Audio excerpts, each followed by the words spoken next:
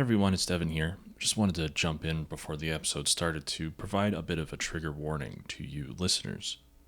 This episode covers subject matters that are a little bit more intense than we normally talk about, including things like sexual assault, infanticide, and a lot of other things that go along with a demonic haunting. So please be cautious while listening to this episode. And without further ado, please enjoy this week's episode of What Do You Know with Nick and Devin. Nice. Hi, everyone. Welcome back to What Do You Know with Nick and Devin. I'm Nick. Devin. You weren't ready for that, were you? No, I was so thrown back. All right. You want to try it again? No, we're good. Okay. They get it. The people get us. Amazing.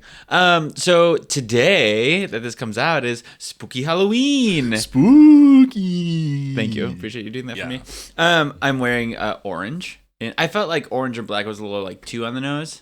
Well, I'm wearing like a dark heather gray, so together we're Halloween. And you know, the colors for Halloween typically is an orange and a dark heather. Yeah, well, that's gray. kind of like a burnt orange. So, all right, we're close It's a enough. burnt sienna. Fuck off. Let's talk about colors. Yeah. Taking it back now, y'all. Okay, so today we're gonna do before we get into that, we kind of talked about this earlier off the pod. I hated that I called it the pod. I did too. But here we are. There'll be a special special features section in our DVD release. Perfect. You do not like scary movies, correct? I fucking hate them. Why? I have way too interactive. Hold on. What's the word I'm looking for?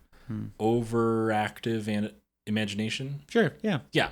I've been making up a lot of phrases today, so I just wanted to make sure Yeah. that I was saying what I needed to say. I have a super active imagination, where if I see something or like someone tells me a story or whatever, I'm like, well, that's just in my brain. I can see it everywhere, and it's gonna get me unless I am like covered in my blankets. 'Cause that's the best defense against scary things. Are your blankets? Yeah. Do you feel like, what's the last scary movie you saw? Like, do you feel like there's one that really scarred you, or do you feel like just in general this is what's happening in the world? Well, I mean, the last scary movie that I saw, I'd say, was Friday the 13th. But that one wasn't scary. That one's pretty funny. Sure. Like the original one from Yeah, the yeah, 80s. yeah. That one's pretty funny. Just because it's so, like, so gimmicky at Yeah, this point. There's and so dated. many tropes. Yeah, there's so many tropes that have come from those original horror movies. It's like, this is hilarious. Like, so, like, you can guess everything that's going to happen. Right. I think the other last scary movie I saw in theaters was The Cabin in the Woods. I think that was the one where it was like every scary movie was coming out. It was like hitting all the tropes. That one too was pretty funny. Like there were some like jump scares.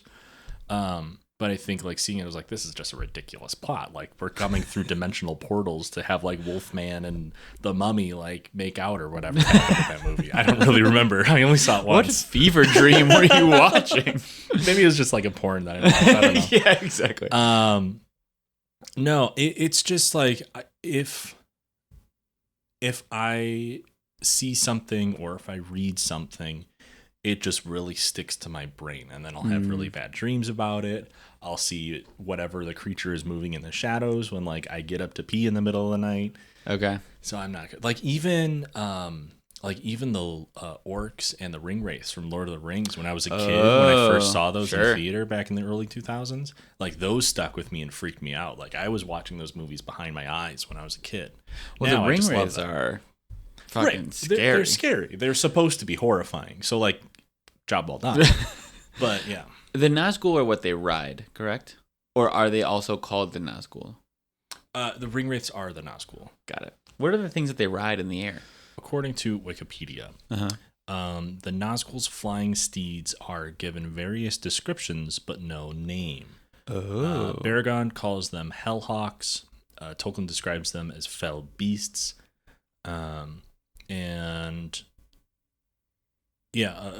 Another term comes out as Nazgul birds.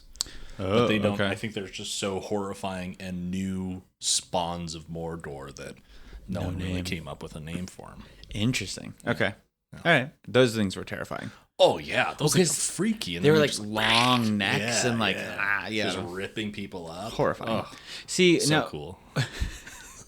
so cool. But with scary movies, like ghost movies, demonic possession, things like that, that I'll fuck with. But when it's like either real or like super gory, I don't like just because it's super like Saw or like Texas Chainsaw. I'm like, that's too much. But like when it's real, like The Strangers or things like that, I'm like, this is a little like too close to Paranormal home. Activity was funny. Oh yeah. Oh, you thought it was funny? I mean, it was funny, but like, yeah, it's ridiculous. I mean, just people getting dragged out of the bed. It's like, this is stupid. And I think I only thought it was stupid because I watched so many like what is it, like Ghost Hunters or Ghost Adventures? Sure. Where it's just like a hyper zoomed in of this guy's face through night vision. He's like, "Whoa, bro, did you see that? Whoa, bro, dude!" And that's the entire show. So like, I just took that to Paranormal Activity. I was like, this is hilarious. I do love those shows because it's all just based on their reaction. Yeah. Right? Like you never really see anything else. No. So they're just so over the top. Yeah. You see like dust particles fly across the camera and like, whoa. And you're like, that was dust. Because you're in an abandoned 1770 psych ward. Yeah, exactly. Okay, well, today, because it might be a little bit longer, which is awesome for a spooky, scary tale. Yeah. We're going to talk about an actual haunting, but it's the basis for the Conjuring movie. Oh. Which you've never seen. No, of course not. Okay. No, anything about it? I probably seen an ad for it, but an ad, a trailer. Sorry. Thank you, Jesus. When you were waiting at the bus stop. Yeah. Anyway, so this is the Perron family haunting. Okay. So The Conjuring is based off of this. Do you know Ed and Lorraine Warren? Those names sound familiar? No. Great. We're going to get into all of it. I love it. I'm going to learn so much today. So much. Hopefully, I'll be able to sleep tonight. We can only hope. So we're going to kind of go through kind of, it's going to be a little bit more chronological. Okay. We'll kind of stop off to talk about a couple different characters that come into the kind of storyline and then wrap it up in the end. Perfect story. Just really wanted to like give you like a guideline of what was happening. Are we going to do the hero's journey here or? I'm actually going to leave you with no resolution. Okay. Yeah. So the Perron family haunting takes place in Harrisville, Rhode Island. Okay. The Dexter Richardson house. It's also known as the Old Arnold Estate. So the Richardsons originally built the house, and then the Arnolds took over the house and kind of had the longest standing within the house of like 8 generations. Okay. So 8 generations of Arnolds died in the house, and some never left. Oh, 8 generations. 8 generations. Isn't that crazy? Yeah. It's a stinky house. So it had... God damn it. So it had a lot of death involved as well, but more so, so like any death in the property was either by the victim's hand or another's, and was said to be like too gruesome for like some people to even know that they're even dead. Oh, you know what I mean? Fuck. Yeah. Okay. So 2 suicides by hanging. We're gonna get into some of these, and I do want to like fair warn. There is some like intense, like not themes, but like words and things like that about like baby things or like children, and like, we're gonna move over it quickly, but just kind of to give a little bit more context to like the dark evil. So 2 suicides by hanging, 1 suicide by poisoning, the rape and murder of an 11-year-old girl, a drowning, and 4 men froze to death, and then other deaths as well. Jesus. So none of them were really just like of natural causes. No. Yeah, they're all pretty kind of intense, and so. That was kind of over the generations of 8. That was 8 generations of Arnold's. It sits on 200 acres of land. Holy shit. Pretty freaking sprawling. You know what I mean? I mean, it was built to be a farm. Right. You know what I mean? Yeah. It is a farmland. And so it was purchased by the Perron family in the winter of 1970. Okay. Now, at the time, there was no law that the seller had to like say anything about like hauntings or like potential or like murders or anything like that. Yeah, exactly. So they didn't have to warn the family about anything like that. It's interesting, kind of the events in hindsight leading up to the purchase of the house, because the mother saw the house for sale the first day it was listed in the newspaper, called the seller, drained their bank account that night, and they moved in. Holy shit. she was like, I want this house. Like, this is the house. And like didn't even That's like talk to her insane. husband about it, was just like, this is it. So what's interesting is the listing agent had purchased a 90-day block of ad space for that house. For the remaining 90 days, no one called to inquire about the house. Huh. So like the first day, the parent was like, called it, bought the house, all the things, Yeah. and then no one ever talked about it, even though it was listed for 90 days in the newspaper. Wow. Yeah. Well. So weird things in the Perron family lives also started happening like a few months before they saw the house. String of break-ins, their cat was killed. The dog, something happened with the dog, but they also named the dog Bathsheba, Sheba for short. It's a character that kind of comes up later, so keep that in mind. Okay. But like, what a strange name. Very. You know what I mean? Yeah, like, how right. odd to just like randomly name your dog this, right? Why not Betty? Anything. Pick another name. Rex. Thank you. I did what I just told. So the family ends up staying in the house in total for 10 years, which seems kind of insane with when we get into like kind of what was happening. But again, like you have to remember it was the 70s, like going into the 80s, the economy wasn't great. Like the burden of having to completely move was rough, like all those things. So we had an oil crisis during the 70s. a lot. Yeah. Nixon and all that. So that was such spite, even though I didn't live in that time period. We could still have Right. Fuck him. Fuck him.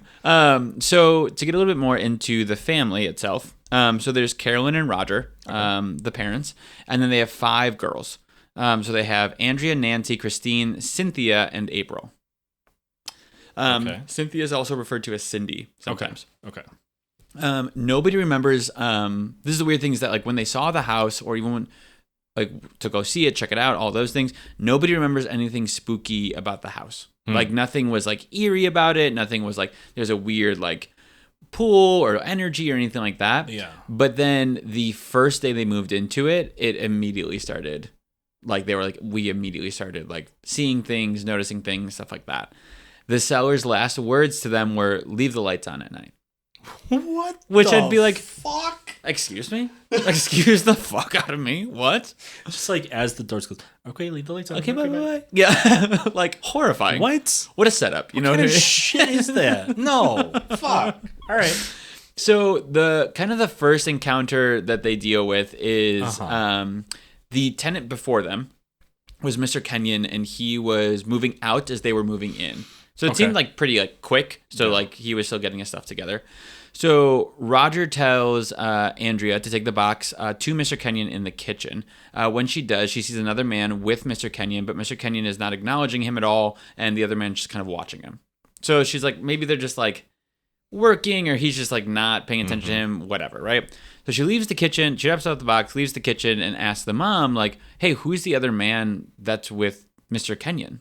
And the mom's like, there's no one else here. Like, it's just Mr. Kenyon. Like, his son's coming by later, but, like, it's just him. Like, what are you talking about? Like, just keep moving, right? Like, we need to, like, get things going. Right. We're trying to move here. Correct. So Christine then walks into the room and asks the mom, you know, who's that man with Mr. Kenyon?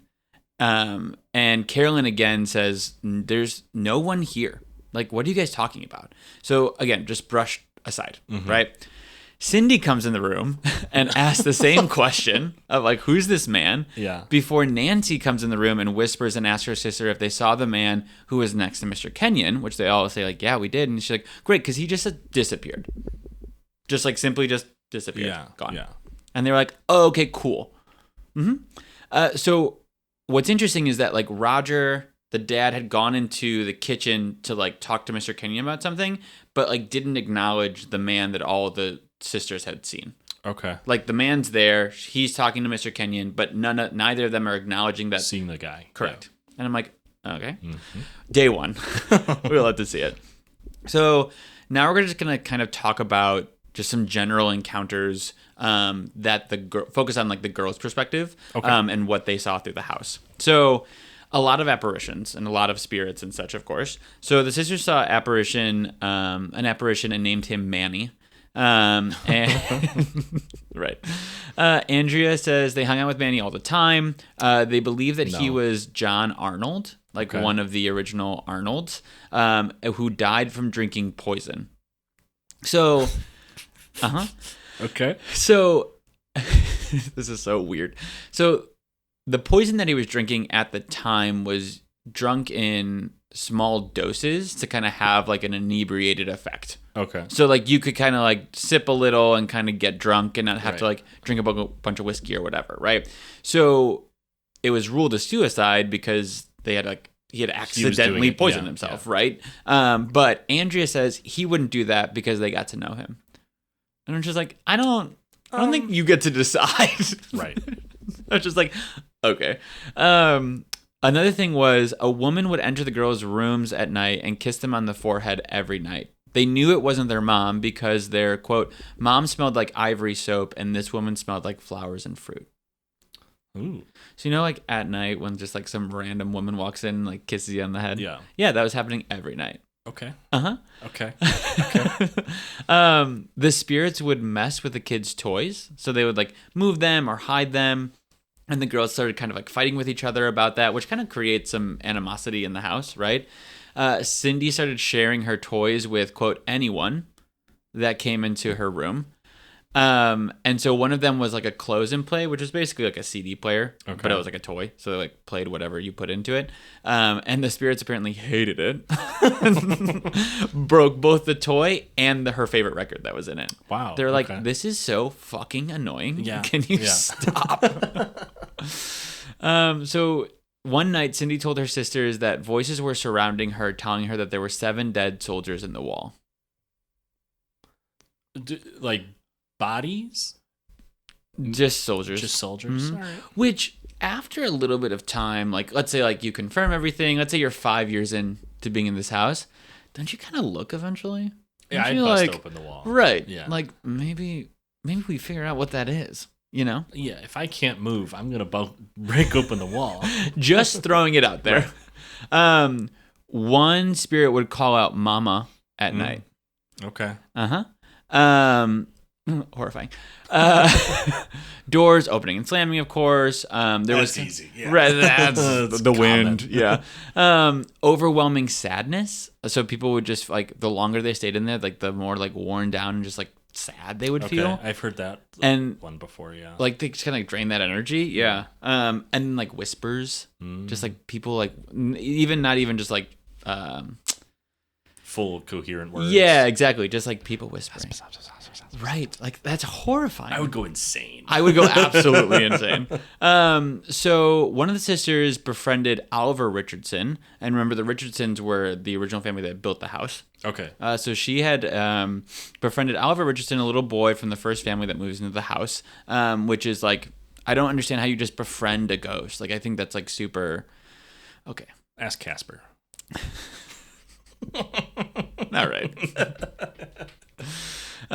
So at one point there were kind of apparitions of a father, child, and dog, and they would stand alone and wouldn't really interact with anyone, but they would be all looking in the same direction. And it looked like they were looking out a window. Okay. But there was no window. So that's like, wild. Right. So like, but also like how weird that like people are just like, you see like a father, a son, a dog, and they're all just looking at the wall. Which might be like a little bit like in their time there might have been a window there, right? Like, you know what adjusted I mean? Or additions or whatever, right? Exactly. Yeah. So like per their timeline or per their thinking, especially if they're not interacting with other people, right? They see a window there, but just that image is just so creepy. Maybe like they're seeing, like, you know, when cats just stare at walls for no reason. No. Oh. No, we've never had cats. Oh yeah, sometimes like a cat will just like stop and just like look at a blank space for a while, and like as if they see or are watching something. So I wonder if that's like a similar. Okay. They're seeing the same thing. Maybe. Spiritually speaking. Well, Jackie will do this thing where we'll all be just like chilling on the couch, whatever. Jackie's my dog. And she'll there you go. And she'll just randomly get up and then stare down the hallway. She'll like get up and walk over to the hallway to the bathroom and just like stare down it. Yeah. And I'm like, stop doing that. Like that's horrifying. Well, you have an old building though, don't you? Yeah, it's like super old. So like I get it, but also just like I don't like that at There could be soldiers in your walls. Ooh, tear down that wall. Okay, so another thing was one of the girls was playing upstairs when the closet door opened. She thought that one of her sisters was gonna like pop out, but instead, no. All right, it was a woman wearing a gray dress, apron, no feet. I hate when I just like forget my feet. No feet, a bent neck, and telling her telepathically, "Come to me, little girl." No. Mm-hmm. Ooh, okay. The bent neck thing, okay, fine. You never watched Haunting on Hill House, right? No. That's kind of like, there's some things in this that I think influenced that storyline and stuff, but like the bent neck and all of that. Is it from like her hanging herself? I think like they kind of allude to that. Yeah. But also like the "come to me, little girl" creepy. I think it's the no feet for me. Like the fact that everything else is like totally fine, but you just don't have feet. Like that's what does it. Horrifying. I can get over the bent neck, like fine, whatever. But like the no feet is too much. Just left him in the other closet. What do you want? Go get your feet, girl. Jesus. Come here. I need you to get my feet. Yeah. It's actually not spooky at all. She's like, "Can you come help me find my feet?" Jesus Christ. Been wandering around this goddamn house for ages. Another night, she noticed something in the middle of the night hovering over her bed. And before she could figure out what it was, it began to drag her out of her bed and towards the cellar. Oh, the cellar? Mm-hmm. Okay. No, we're good. No. Once, she was in bed and the bed was levitated into the air and started jostling around. She tried yelling for help, but no one came because no one could hear her. So the family says that the house had a way to kind of trap screams and sounds. They would often be yelling for help because they're scared or, they need help. And no one was around them. How do I phrase this? So like they would be in one room and like even if someone was in the room next to them or directly below them, screaming their head off, could hear nothing. Jesus. Okay. Yeah. So, which kind of comes into play in a couple other instances as well. And the spirits would also throw or mimic voices from different areas of the house. Yeah. Okay. We love it. Come here, little girl.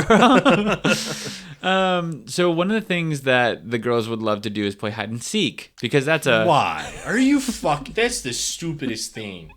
They're little. It's the 70s. What else are they going to do? In a haunted house. You're going to be alone in a dark area with you're not alone. Well, part of them is just like, how do I just repress everything that's happening here? So Cynthia hides in like a super like lightweight box. So she's just like, I don't know, just like very easily she could get in, get out of it, like no issues. There's no latch on it, nothing like that, right? So after a good amount of time and no one finding her, she tried to leave the box because she was like, oh, I guess I'm just like that good at hiding. And it felt like someone was sitting on top of the box and she couldn't get out. Ugh. So no one heard her screaming and crying for help. And eventually they were able to just like come in and lift the box open and she was fine.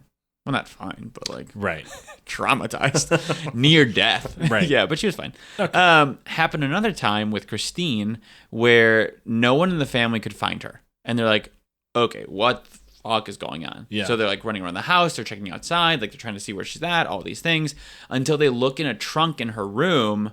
And when they pull her out, she's angry with her mom and pushes her mom and asks, why would you do that to me? And they're like, what the fuck are you talking about? Right. So Christine said she fell asleep on the bed. Her mom came in and told her to get into the box. And she was a little uneasy about it. And when she heard her mom say it, she couldn't move or open her eyes. She just felt herself being lifted and placed in the box. So kind of like maybe it's a dream, like I didn't really hear whatever, but then you just like feel yourself being lifted and you can't move and you can't open your eyes and you just get put into a box. That's fucked up. Uh-huh. I have to remember to react audibly instead of just like my eyes become as wide as saucers and just be stunned and like twitching. Yeah. She was also hesitant when the voice had kind of said that because her mom would call it the antique chest. She never referred to it as the box.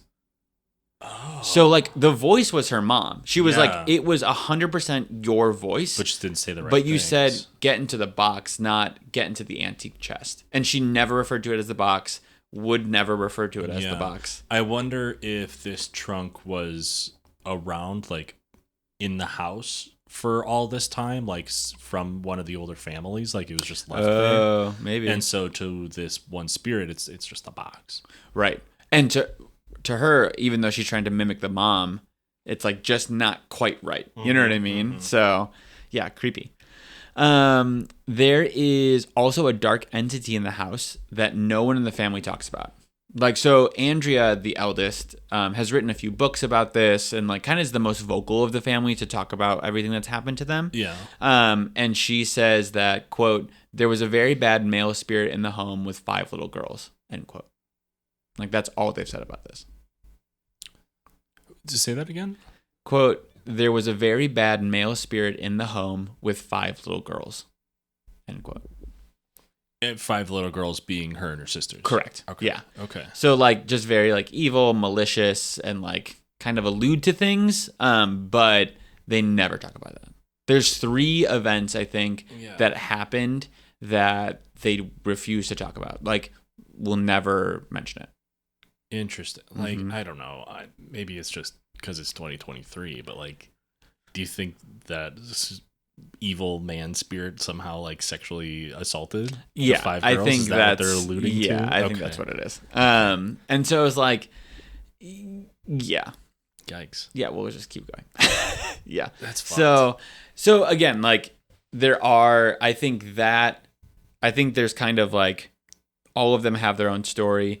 2 of them have like very personal stories with that, and the mom has a story, and those 3 specific ones are just never talked about. Like, to the point where they have said, do not put these in your books, do not mention these in interviews, like anything Don't like that. ask us about them. Correct. Yeah. But everything else they're open about. Interesting. Yeah. So all in all, they were familiar with about 10 to 12 entities in the house. Wow. Isn't that crazy?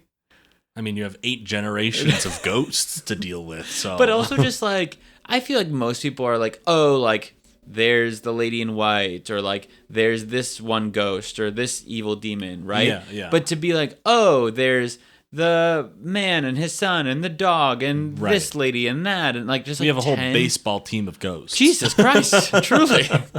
Like, that's insane. Yeah, And to yeah. be like familiar with them, not even Right. just like, oh, we like see Saw them once. or have seen them once, like familiar with these people. Yeah. Yeah. So those are kind of the girls' experiences and Okay. kind of the ones they like talk about the most, or like whatever. And the guy that was the spirit that was hanging out with Mr. Kenyon, that was Manny, right? That's I believe so. Okay. They never really like talk about who that was. Okay. But they kind of like, I think that's the reference. okay. Yeah. So it was either Manny or The evil one. the evil one. Yeah, but they never describe the evil one in any sort of way, and so I Okay. think that's Probably supposed to be Manny. Okay. Yeah. So now we're gonna move on to the mom's experiences, who seems to kind of get like the brunt of it, Oh. like get a lot of Yeah. It's not great. So the girls could notice a change in their mom, but she wasn't saying anything to them, and vice versa. So like these things were happening to everyone, and the girls would kind of talk about it amongst themselves, Yeah. but they never shared with their parents or anything of that nature. So the mom would hear sounds of broom sweepings, scraping, shuffling, objects moving. She started waking up in the middle of the night started waking up every morning at the same time to the smell of rotting flesh. Oh, rotting flesh. Yeah. That's Horrifying? yeah. I Uh-huh. thought you were gonna say eggs. Because that would make more sense to me. Correct. Which I also don't know, like, if it's one of those things where, like, I couldn't tell you what rotting flesh smells like, but I wonder if it's like, if you smell it, you kind of know. Yeah. Yeah. I mean, like, I've heard some stories from my parents because they were both cops. Yeah. Where like you just like you know. You just know. Yeah. Because And, it's like, so distinct. And you keep a thing of Vicks in your squad car so you can cover your nose up, and Vicks fixes everything. it really does. And then I had a realization. This is a bit of a tangent. I had a realization as an adult. that I was like, man, my dad smelled like Vicks a lot when I was growing up. Oh no, my dad smelled like Vicks a lot growing up. Which I don't know if there was any relation to what I just said and him smelling like Vicks. I mean, I feel like there's a little relation. I think there's a little relation. So yeah, anyway. Rotten flesh. What's the smell you most associate with your parents? My dad Vicks. Yeah, great. Jesus. So she was smelling rotting flesh. Perfect. No Vicks involved. Love that. She should get some. We'll go back and ask. Tell her. Her hair and legs were being pulled. They also had like bats every night, like hundreds of bats. Not just like one through the chimney. Right, or just like a little family, like hundreds of bats every night. And remember, like they're also on 200 acres of land. Right. So like there's probably like a bat coven, or what do you call that? Colony? No. Sure. I'm sure there's a specific name. Gang. A murder of bats. Yeah. And so would find them like every night, hundreds of them. There were also bot flies by the thousands. Bot flies are like, they're the ones that hang around corpses, right? Yeah. Yeah. Uh-huh. So, and they're only around corpses. Yeah. It's not like, oh, they're just like kind of, you can also find them here. Like they're only around like corpses. And so they were by the thousands, and even in winter. Ugh. So an exterminator came out twice and could not find a breeding ground or source for where they came from. Yeah. So when the families finally started talking about like what was happening to them, like eventually like the mom and everyone kind of came together and started talking about this, all the flies in the home just dropped dead together. Whoa. So Okay. imagine just like being in the dining room and like these fucking flies like all over the whatever. Oh, like, okay, we're confirming everything. Done. Dead. Jeez. All at once. That's a lot of sweeping. I'm trying to make. I love the way that you're rationalizing it in your own brain. I need to sleep tonight. Yeah, that's a lot of sleeping. Yeah. So Lorraine Warren, who comes in just a little bit, she says that they might have been more of a hallucination than actual flies. But I was like, if you brought an exterminator, like. Right. He has to be able to be like, yep, there are flies in here. Right. Or maybe he just saw like general other flies and he was like, sure, like whatever. So she said they might have been more of a hallucination than actual flies, but flies are often a harbinger of evil things to come. Because biblical. Right. Yeah. So Andrea has a dream where she's in her parents' bedroom and could see a woman hovering over her mom with no hands, but sticks under her sleeves. So like instead, like if you hold sticks and you put your sleeves down and you just have sticks sticking out of your sleeves, that's what she saw. I think more so like she had sticks for hands or like for arms. Okay, like a snowman. Right. Okay. But that's not how they phrased it. So I think like somewhere in between. Okay. Or maybe she was missing like half her arms. Yeah. And they kind of just like shoved sticks up down there. Okay. Yeah. I'm not quite sure. Do you think her arms are with the other ghost's feet? 1,000% in the other closet. And then someone else found her sticks to use. Yeah. She's like, just use these. What am I supposed to do with these, Carol? God damn it. God, sticks. So Andrea's having what she believes is to be a dream of this kind of image, right? So while she's watching all this happen, this woman hovering over her mom with sticks, her dad is asleep but has like scratches all over him. Like it looks like bad. Yeah. And so her mom can see the entity, but not Andrea. Okay. Okay. But Andrea knows that the entity can see her. Okay. So the entity is like, I got eyes everywhere. Right. I'm aware. But the mom cannot see that Andrea's in the room because she's not physically in the room. Right.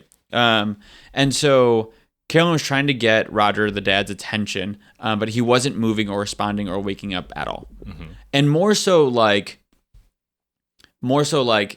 I'm sleeping and I have no idea what's happening than like I'm dead or like I've been beaten or whatever, right? So it seems very like isolated. The next morning, the mom is drawing downstairs and Andrea kind of walks up and she's drawing the woman that was hovering above her. Yeah. And Andrea was like, I saw her, you saw her, this is fucked up. Right. And Roger comes downstairs with scratches all over his back. That's insane. Like, how do you sleep? Like, Right. I know you just get to a point of exhaustion and like you kind of get not used to it, but it's just like, how do you even close your eyes for a minute? And what's crazy about Roger is that he never really like believed it because nothing was really happening to him. He was like, I would feel maybe like a hand like graze my arm or like something like that, but it wasn't. Everything that like I felt, quote unquote, was like gentle or like not really even there. Right. So nothing was happening to Roger. It was just to the girls until he gets scratched up here. Right. But even then he was like, it's not like he was like, oh man, I can feel it. It was just like, they were just there. Weird. Yeah. Okay. So one night, this is fucked.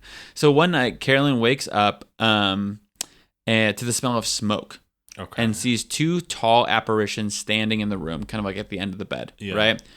After waking up, a woman walks into the room with a snapped neck, her head hanging off of her body, basically, with a torch in her hand. Might be where the smoke's coming from.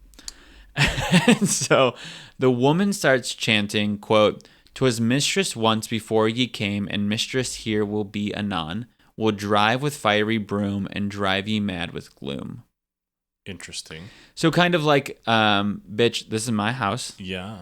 Get out. Yeah. I'm the mistress here. You are not. And I'm just going to drive you insane and like basically drain you of any energy. Casually. Fun. Uh-huh. So Carolyn then felt something stabbing her in the leg.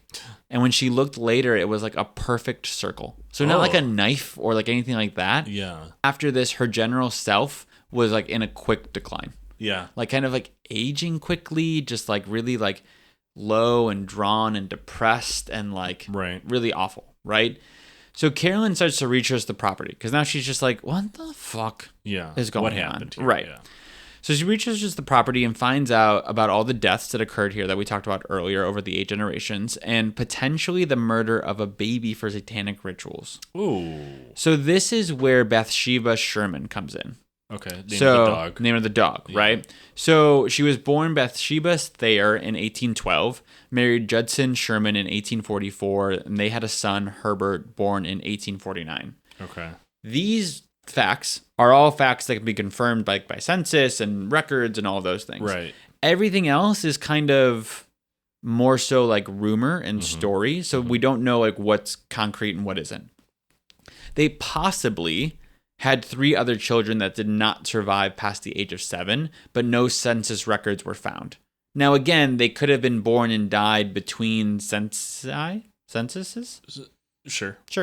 So we're not quite sure. And they have like found like potentially 3 children that could match, but we're not sure. Right. The Shermans were also next door neighbors to the Arnolds.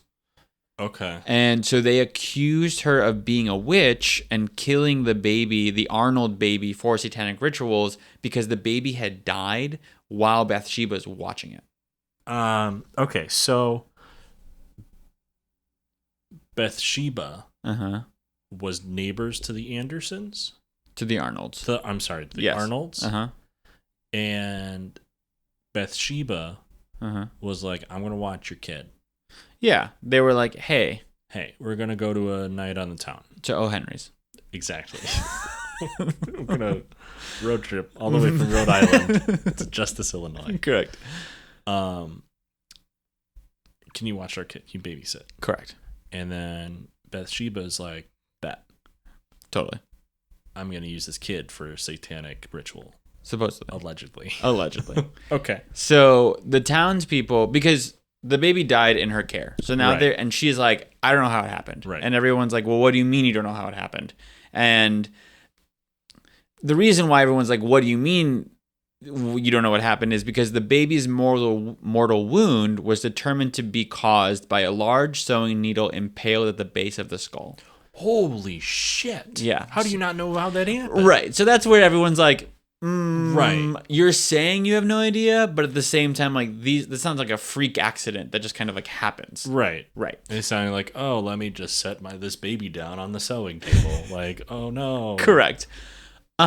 So they were like, you're a witch and you killed this baby for satanic rituals. Great. Classic.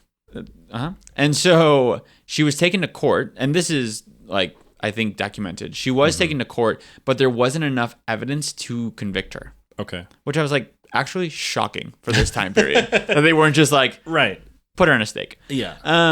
Of course, the public was not convinced, though. There were rumored that she also sacrificed her other's first 3 children for rituals. Rumored that she was like just nasty and bitter and often starved and beat the Sherman farm staff. So just kind of like once that occurred, everything else just kind of spiraled in rumor. Yeah. You know what I mean? Yeah. So she died in 1885 by no noteworthy ailment, probably just like old age and the fact that it was the 1800s. The rumor, though, is that she turned to stone when she died, and that she died from a bizarre, or that she died from a bizarre form of paralysis that frightened doctors. Bum bum bum. Weird, but okay. Yeah. Yeah. So again, like I think it's just rumor. She's a witch, so she of course can't just die. Right. So I'm sure she like this paralysis came from her just being old and just like not being able to move or had a stroke. You know what I mean? Like many things. Or like if she was a quote unquote witch, she might have been messing with some type of herbs that people thought she was doing magic, but really she was just like, I'm just trying to be better, and then like mistook an ingredient and paralyzed herself. Which also like, if I'm like killing babies for a satanic ritual, I would hope I'd live longer than like 70 years. Oh, I mean, that's the hope. You know what I mean? I'm just like saying, I'm just like, I put a lot of work and effort into these rituals. Like, give me a little more life. You know what I mean? Yeah. Jesus. So that's a little background into Bathsheba. Okay. And so, again, kind of weird that the mom like named the dog that out of nowhere. Just randomly. Correct. Yeah. And Bathsheba kind of starts to come into play a little bit more as like a potential ghost in the house, right? Okay. So she might have been the woman with the torch and things of that nature. Right. So now it's 1973. Okay. It's only been 3 years since they've had the house, right? So while doing research, Carolyn discovers PIRO, the Parapsychological Investigation and Research Organization, led by brothers Keith and Carl. Perfect. She calls them in, and immediately upon entering the house, they begin experiencing footsteps, objects moving, a black fog that everyone has seen at one point or another. Casual. Right. And Carl sees this fog kind of like surrounding him, which is interesting. Keith also mentions potentially like, hey, like maybe call out to Christ. You know what I mean? Like, are you religious? Like maybe that could be helpful. As they're talking about it, they're kind of standing by this window that had been like warped or like warped open. So like no one could ever shut it. It just kind of was open. When Keith said the name Jesus, the window slammed shut and it shook the entire house. Oh. I mean, the power of Christ. You know what I mean? Compels you. Correct. So they knew they were definitely then dealing with something demonic. Yeah. They're like, he's clearly annoyed.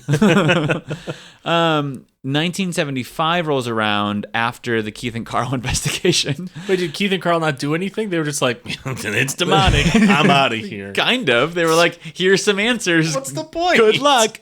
Well, that's the same thing here, like with the Warrens. So 1975 rolls around after the investigation, the Keith and Carl investigation. Right. And the Perron's family...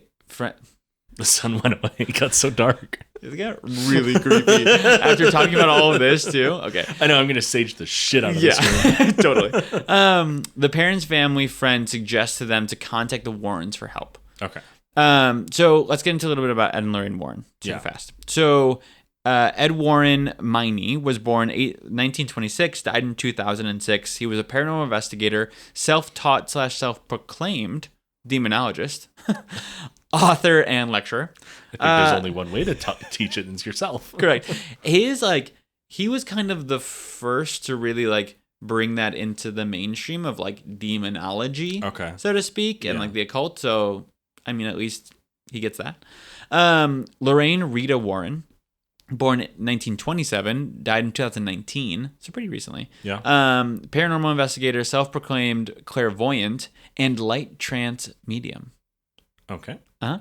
So in 1952, they found the New England Society of Psychic Research, NESPR, the oldest ghost hunting group in New England. And I feel like it truly is just kind of a ghost hunting. It feels very like Scooby-Doo. You know what I mean? Most notably, they're known for Amityville. But other hauntings that they've kind of investigated and in chronological order are Annabelle, the Perron family haunting, Amityville, Enfield poltergeist, Arnie Johnson, Snedeker House, Smurl family haunting, and Union Cemetery.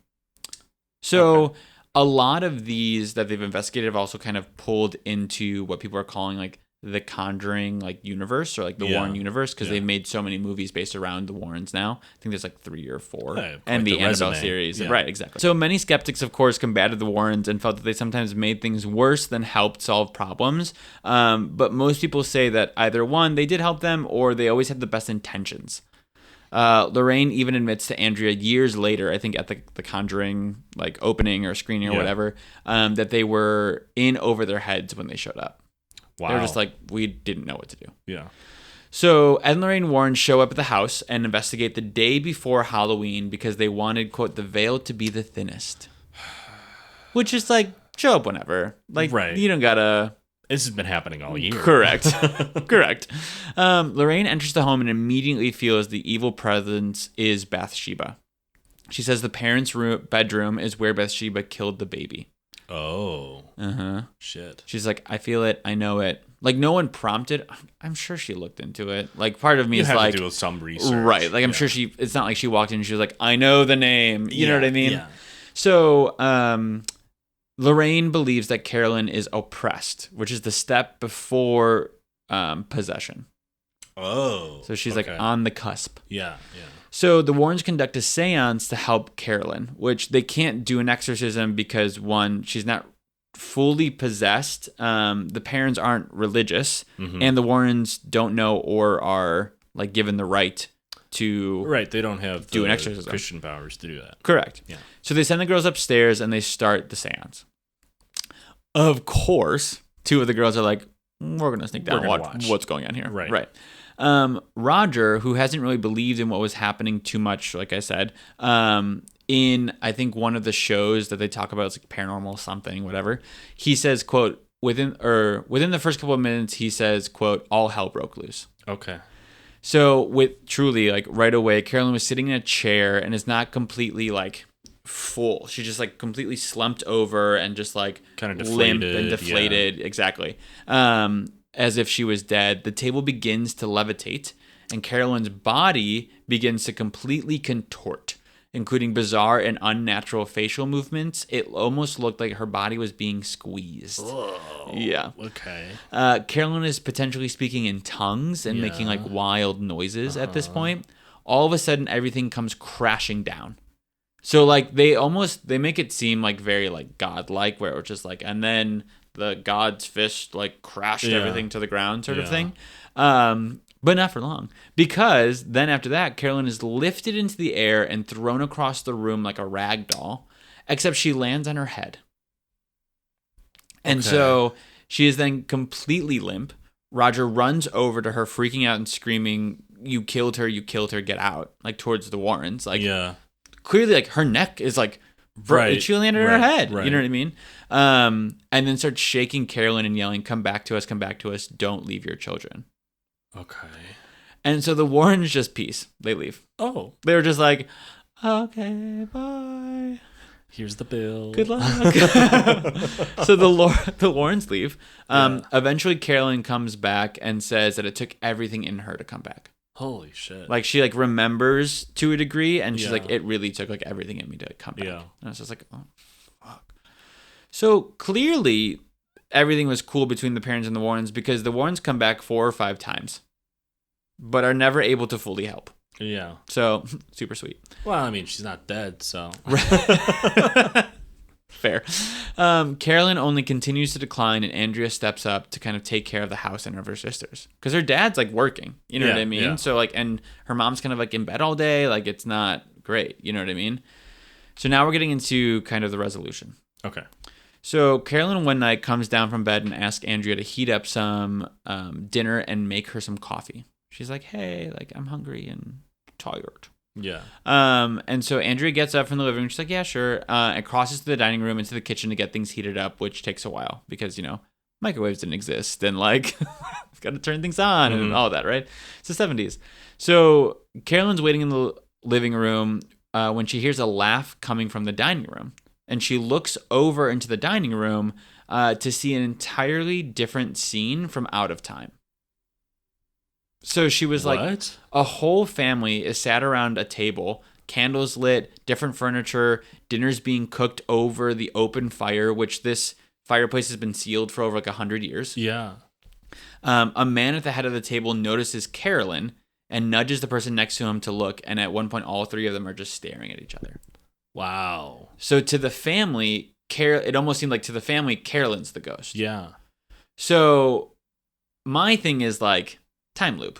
Yeah. And like kind of like a cross section of things. You know what I mean? The veil between the universes is thin. Right. And they're seeing each other. Which can that just be a different episode? Because I want to talk about it now. I just feel like we're going to get too into it. And like, I just want to stay with the spooky. Yeah. But like, that is very interesting to think about in the sense of like, when we think of ghosts, and we kind of talked about this last episode, but like when we think of ghosts or we think of like seeing like apparitions and such, it almost feels more like timelines are crossing or like realities are kind of brushing up against each other more so than like my spirit is out of my body sort of thing. Yeah.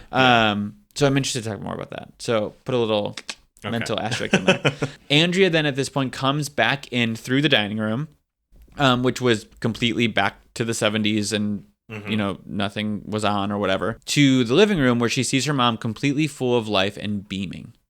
And Andrea asks, like, what's going on? And Carolyn says that all of her questions have been answered. And from that point on, she just feels incredibly well again. Yeah, I got nothing else. That's it. All of her questions have been answered. What questions were? She never really, like, elaborates. I think it's like one of those things where it's almost just like we understand, or like there's kind of like a I get it now, or there's like a kind of face-to-face interaction where like now things kind of like settle. Yeah, we're all cool. Yeah. So were they still being haunted after that moment? Yes. Okay. So like things were still happening in the house, but Carolyn isn't oppressed anymore. Okay. Yeah. Okay. So she starts feeling better. So again, so like things keep on happening. The family stays until the 1980s due to financial burden. They end up selling off 191 acres of land to be able to move out. So now, and the house has kind of gone through a couple of different hands. Yeah. But now it only sits on 8.5 acres of land. Right. Versus the 200 that it sat on previously, which is insane. I mean, like if you're not doing anything with those 200 acres. I mean, fair. The next owners, which is interesting, are adamant the house is not haunted, but they say there are some like weird things that happen.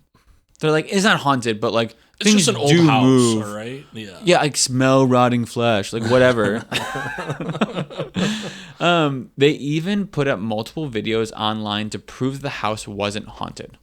And said that even a minister and his wife lived there and never mentioned anything happening, which like, of course not. Yeah. Like, of course they're not going to be like... Right, the minister, yeah. Right. So when they took over the house, they actually ended up suing Warner Brothers because people kept on trespassing to ghost hunt after the Conjuring movie came out. So they're like, no. Yeah. Like, damages, Leave pay for us something, alone. There's no real resolution to that either. The latest family to own it, I think they just sold it in this family I'm talking about, sold it in 2022, but they took over after the Nothing Ever Happened to Your family. That family completely owned the haunting. They were like, yeah, super fucking haunted. I mean... And they turned it into a business. So they offered there investigations, there it is. overnight visits, a gift shop. Yeah, of course they fucking all of did. it. Yeah, right. Yeah, capitalism got its grubby little paws on here. All right. I like that you found a way to hate capitalism in a haunting story. I will always find a way to hate capitalism. I don't care what the fuck we're talking about. Capitalism is the worst. Amazing. Brian wants to go for Halloween as the orcas that have been taking the yachts down. Hell yeah. And he wants to get a little button that says "Eat the Rich" and then dress up like an orca. Perfect. Anyway, so they own it. They turn it into business, all those things. One of the daughters of the family kind of got TikTok famous because she started doing videos like about the house and all of those things. Yeah. she says the house at one point was a daycare, and even shows like in her video shows old pictures drawn by the kids, with some of them including a woman with a bent neck. Okay. And the last thing I'll say is that you can go and find the house on Zillow, and it has like all of the pictures, and you can kind of like basically do a walkthrough of the entire house.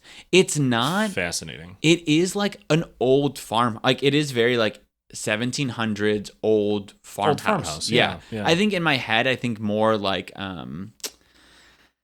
I don't know, like something a little bit bigger, like more like manor style. Yeah. But it is just like you look at pictures like, oh, yeah, that's like short ceilings and low, and you know what I mean, like that sort of thing. But yeah, that is the Perron family haunting. Well, that's too spooky for me. Are you gonna be able to sleep tonight? Yeah, I'll call you'll you be if fine. I can. Yeah, wake this bitch up. I can't sleep.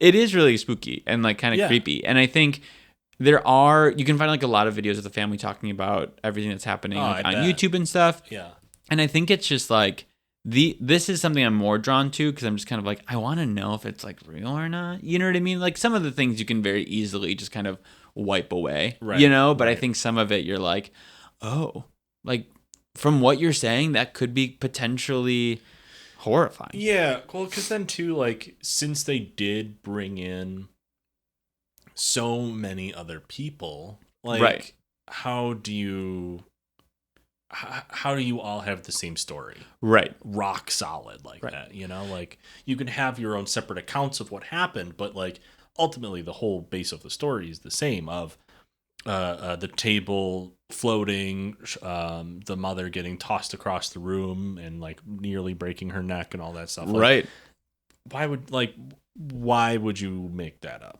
At some point it's just like that's you there are stories where like that's a load of baloney, but then other times like this one it's like that's a lot of detail. Well, and to like come from like, okay, fine, like Ed and Lorraine Warren say it, but like maybe the mom says it, whatever, but like the dad being like, I don't really believe in this, and like this like messed me up, and like the kids kind of validate that, and I almost want to believe that it's more fucked up that as parents I'd go to my kids and be like, I want you to tell this story and I want you to believe this story, than like it happening. You know what I mean? That seems a little too wild. Well, because then especially like in the 70s, compared to like nowadays, I don't think as many parents were exploiting their kids for likes and shares in the Gazette. Well, and like that's the other thing, is that like they got no fame or notoriety from this. Like yes, in the sense of like people will talk, you know, The Conjuring and stuff, but like when it was happening and like for the years after that, like Andrea made a book or two, but it's not like she's like, not like they're well off by any means because of this. So like why say it? You know what I mean? Yeah. So yeah, it's interesting. Thanks for that scary story. Well, and now we'll watch The Conjuring, so you know a little bit more visually what we're talking about. No. I think it's The Conjuring. I think it's The Conjuring, not Hill House, where they, because of the hide and seek aspect, they do a thing with clapping. So like you kind of like, and like then they start hearing clapping like just like in different rooms that like no one's in, and so like the ghosts are playing like clapping, but it feels a little bit more like eerie and like creepy than like, oh, we're fun and like playing a game. No. No. Well, that's all I got for you, Dev. Thank God. Thanks everyone for sticking with us and listening. You can find us on TikTok, Instagram, and YouTube at WDYK_podcast, and on X or Twitter at WDYK_podcast.